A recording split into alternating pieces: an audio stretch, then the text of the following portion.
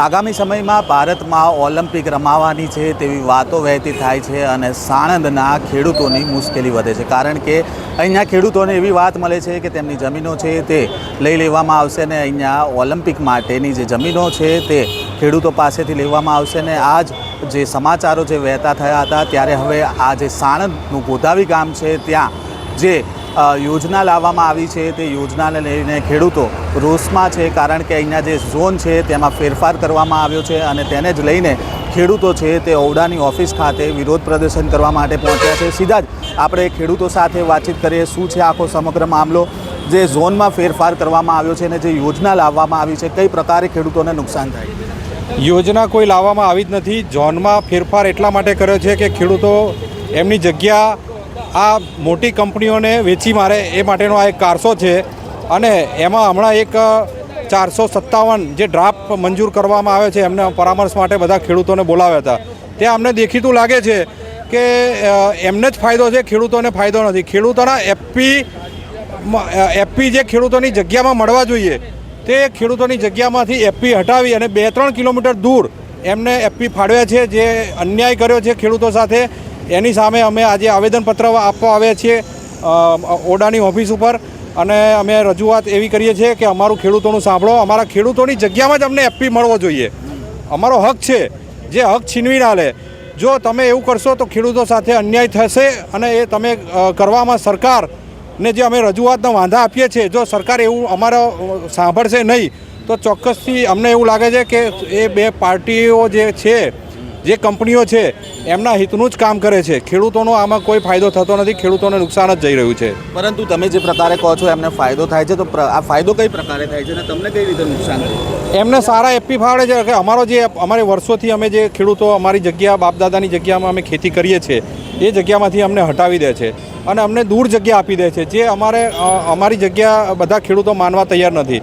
પોતે દરેક ખેડૂત પોતાનો એફપી પોતાની જગ્યામાં જ માગણી કરે છે અને એમને જે પ્લોટની ફાળવણી કરવામાં આવી છે એ નજીક કરવામાં આવી છે। એ દેખીતી રીતે એવું છે કે એમણે વર્ષ 2023-24માં તાજેતરમાં જગ્યાઓ ખરીદી છે એમણે અલગ અલગ જગ્યાઓ ખરીદી છે અને અલગ અલગ જગ્યાઓ ખરીદી એ સરકારને અમે અગાઉ પ્રેસ મીડિયાના માધ્યમથી અમે જણાવતા આવ્યા છીએ કે આ જગ્યાઓ અમારી પચાવી પાડવા માટેનો એક કારસો રચી રહ્યા છીએ, જેની સામે અમને વાંધો છે। એમાં અગાઉ સરકારશ્રી સામેલ છે એવું અમને ધ્યાને આવતા સમાચાર પત્રો જે આવે છે, દિવ્ય ભાસ્કર, ગુજરાત સંદેશ અને ફૂલછાપ, આવા બધા ન્યૂઝપેપરના માધ્યમથી અમને જાણવા મળે છે અને એ લોકો જ છપાવે છે કે આ જગ્યામાં ઓલિમ્પિક આવવાના છે। અત્યારે તેવું કંઈ છે જ નહીં, કશું ઓલિમ્પિક જેવું કંઈ દેખાતું જ નથી જે અત્યારે બતાવ્યું છે એમાં, અને એમને એક જ જગ્યા ઉપર એફપી ફાળવે છે, જ્યારે ખેડૂતોને અલગ અલગ જગ્યા ઉપર એફપી ફાળવે છે। ખેડૂતોની જગ્યામાં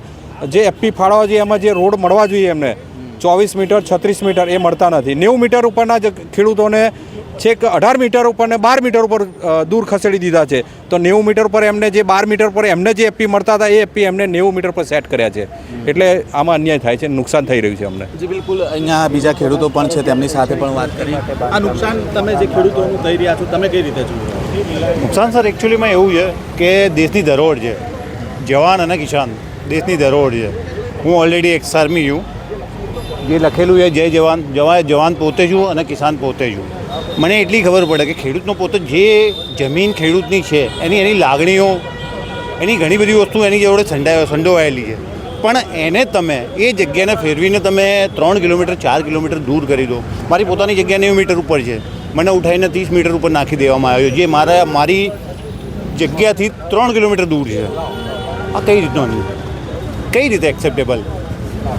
અમે ચિઠ્ઠીને જ આકર જ રહીશું જે બી ત્યારે, કેમ આપ બી જાણો છો કે જ્યારે ખેડૂત અનાજ પેદા કરે છે ત્યારે તો દેશ આગળ આવે, અને જવાન જ્યારે પોતાની બલિદાન આલે છે ત્યારે દેશનો વિકાસ થાય, અને બસ માત્ર ઉદ્યોગપતિના લીધે આવું કઈ રીતે ચલાવી લેવામાં આવશે? કોઈ સાંભળવાવાળું છે? મને તો એવું લાગે કે જાણે લોકોના કાન બેરા થઈ ગયા છે, કોઈ સાંભળવા તૈયાર નથી।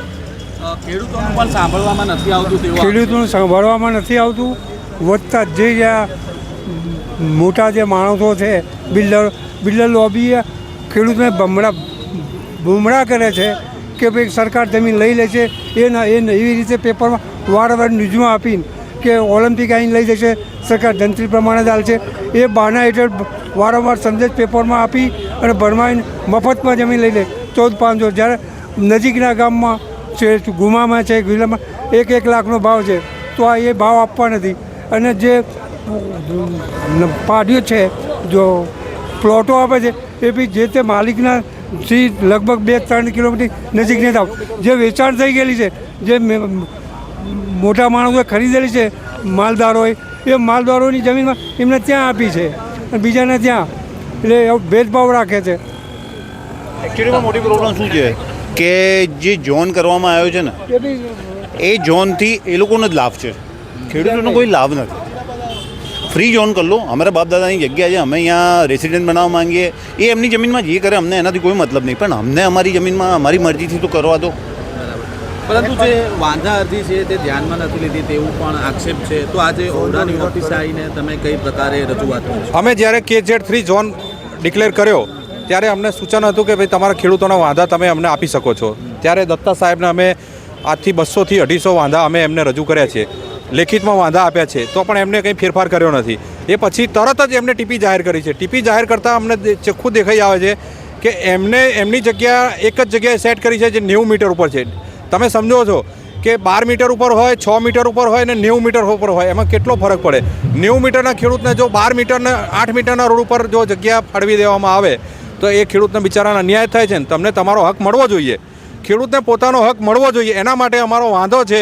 અને આજે અમે વાંધા આપીએ છીએ, એ વાંધાને ધ્યાને લઈ અને અમારી માગણીને સંતોષે તો અમે માનશું કે ના અમને ન્યાય મળ્યો છે.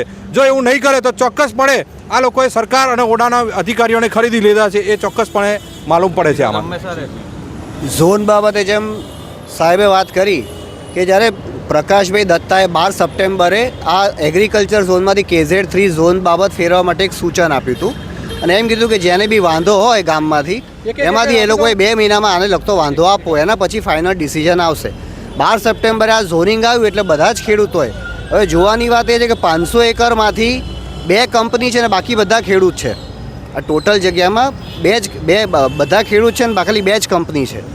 તે 2 કંપની માટે થઈને જ બધા બાકીના 98% ખેડૂતોનો લેખિતમાં વાંધો વિરોધ કર્યો. અને ક્ષેત્રફળની દ્રષ્ટિએ બી જોવા જઈએ તો 500 એકરમાંથી 70% ખેડૂતોની જગ્યા હતી, 25 કે 30% જ આ 2 કંપનીઓ ખરીદેલી હતી. છતાંય કંપનીની વાત કરો છો, કઈ કંપનીઓ છે? એક વિજય ભારત ફાઉન્ડેશન છે અને બીજી new age education and skills foundation છે. આ 2 પહોંચેલી, પણ એ ખાલી 2 કંપની અને એ લોકોને ખાલી 25% જગ્યા હતી, છતાંય એમના કીધે આખો ઝોન એમના પ્રમાણે કરી દેવામાં આવ્યો. 98% ખેડૂતો અને જે લોકો 70% માલિકીની જગ્યા ધરાવે છે એ લોકો લેખિતમાં ત્યાં રૂબરૂ જઈને વાંધા આપ્યા, છતાં એમના વાંધા ધ્યાનમાં ના લેવામાં આવ્યા. અને KZ3 ઝોન જે કે એમાં ખાલી એવું છે કે ખાલી શૈક્ષણિક પ્રવૃત્તિ થાય અથવા રમતગમત જ થાય, તમે બાંધકામ ઓડાની મિલીભગતના લીધે થયેલું છે એટલી ખબર પડે છે. એ મને ખબર નહીં પણ થયેલું છે. એટલે હવે આમાં કેવું છે કે જે ખેડૂતોના ધારો કે ખેડૂતોમાં કેવું કે બાપ દાદાનું ખેતર આવતું હોય, એક ખેતરમાં 3 ભાઈઓના નામ હોય, એમના કદાચ વારસદારો 7 કે 8 છોકરા થતા હોય.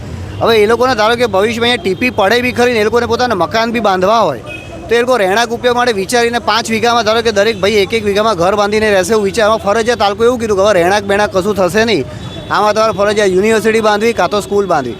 હવે ખેડૂતો થોડી સ્કૂલો બાંધવાની છે. હવે ખેડૂતો આવું ના કરી શકે, સ્કૂલો ના બાંધી શકે એટલે શું થાય, એણે ફરજિયાત જે વ્યક્તિએ ત્યાં કંપની બેઠી છે એને જે ભાવમાં જગ્યા જોઈએ છે એ ભાવમાં એને જગ્યા આપવી પડે. એટલે 50 કે 60 હજાર રૂપિયા વારની જગ્યા પેલા લોકો ખાલી 18,000 કે 20,000 રૂપિયામાં માગે તો આ લોકોએ ત્રીજા ભાગમાં ખેડૂતોએ ફરજિયાત આપી, કારણ કે આ લોકોએ ઝોન એ પ્રકારનો કરીને મૂક્યો છે. એટલે અમારી રજૂઆત છે કે સરકાર આ મુદ્દે ખૂબ ધ્યાન આપે, સરકાર ખેડૂતોની સાથે રહે અને અમુક કંપનીને કારણે થઈને આજે ખેડૂતોનો અન્યાય થઈ રહ્યો છે તો એ લોકોને વધુ મળે અને એ લોકોની માંગણીઓને યોગ્ય રીતે સાંભળવામાં આવે એના માટે અમે સરકારને કરીએ છીએ. અને મુખ્યમંત્રીને પણ આવતા અઠવાડિયામાં મળીને અમે એમના સુધી આ મુદ્દો પહોંચાડવા માગીએ છીએ. અમને ખાતરી કે સરકાર અમારું સાંભળશે. અમે આ એટલે જ કરી રહ્યા છીએ કે કોઈ 2 કંપનીના ઈશારા બધા અધિકારીઓ ભ્રષ્ટ થઈને જો આ કામ કરી રહ્યા હોય તો સરકારના મુદ્દા ધ્યાનમાં આવે કે આવું અહીંયા થઈ રહ્યું છે, ખેડૂતો હેરાન થઈ રહ્યા છે, એ લોકોને ફાઇનાન્શિયલ કે આર્થિક કે પોઝિશન બધી રીતના નુકસાન થઈ રહ્યા છે. તો અમે સરકારમાં મુખ્યમંત્રીશ્રીને મળશું ને એમને રજૂઆત કરશું કે અમને તમે ન્યાય આપો અને અમને કઈ રીતે લાભ વિશેષ મળે એનું તમે કંઈક ઘટતું કરો એમ. જે બિલકુલ જે પ્રકારે તમે ખેડૂતોને સાંભળ્યા જે ગોદાવીના છે અને અહીંયા ઓરડાની ઓફિસ ખાતે આવેલા છે તે તેમની જમીનો આવેલી છે ત્યાં ઝોન ફેરફાર કરવામાં આવ્યો છે અને તેને લઈને તેમને નુકસાન થાય તેવી તેમની ભીતિ છે. સાથે તેમનો આક્ષેપ છે કે જે ગામમાં 2 કંપનીઓ આવેલી છે તેને ફાયદો કરાવવા માટે થઈને જે આ ઝોન ફેરફાર કરવામાં આવ્યો છે. કેમેરામેન આસિફ કાદરી સાથે જયંત દાફડા, અમદાવાદ. વૈષ્ણવજન તો તેને કહીએ જે